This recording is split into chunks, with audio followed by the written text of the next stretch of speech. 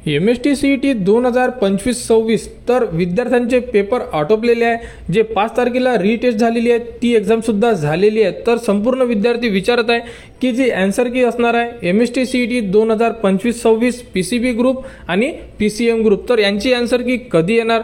तर यामध्ये log in मध्ये आपण चेक करू शकतो की ऑब्जेक्शन ट्रॅकरला ऑप्शन उपलब्ध झालेले आहे PCM ग्रुप आणि PCB ग्रुपसाठी।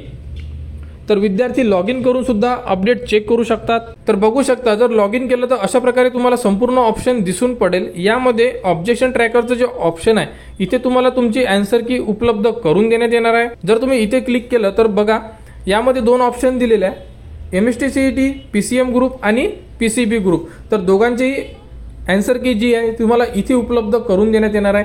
यामध्ये तुम्ही तुमचा पेपर चेक करू शकता। तर साधारणतः तुमची जी आन्सर की आहे ही या महिन्याच्या शेवटच्या आठवड्यापर्यंत उपलब्ध करून देण्यात येणार आहे। तर सर्वप्रथम तुमची PCBची आन्सर की येऊ शकते, कारण की यांचे जे पेपर आहे हे अगोदर झालेले आहे। PCM ग्रुपचा जो पेपर होता एक पेपर जो 27 तारखेला मॉर्निंगला होता त्यांचा पेपर रिटेस्ट झाल्यामुळे होऊ शकते की यांची जी आन्सर की आहे ही थोडी लेट येऊ शकते।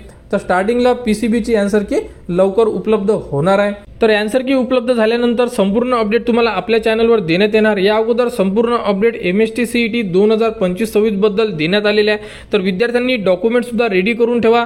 डॉक्युमेंट बद्दल सुद्धा संपूर्ण अपडेट दिलेले आहे आणि डॉक्युमेंट्सचा जो व्हिडिओ आहे तो या व्हिडिओच्या डिस्क्रिप्शन मध्ये देण्यात आलेला आहे। तर सर्व विद्यार्थ्यांनी जे डॉक्युमेंट्स लागणार आहे तुम्हाला ॲडमिशनसाठी ते डॉक्युमेंट्स रेडी करून ठेवा, जेणेकरून ॲडमिशन प्रोसेसमध्ये तुम्हाला कुठेही अडचण जाणार नाही आणि MST CET बद्दल जी अपडेट येईल ती तुम्हाला आपल्या चॅनलवर देण्यात येणार।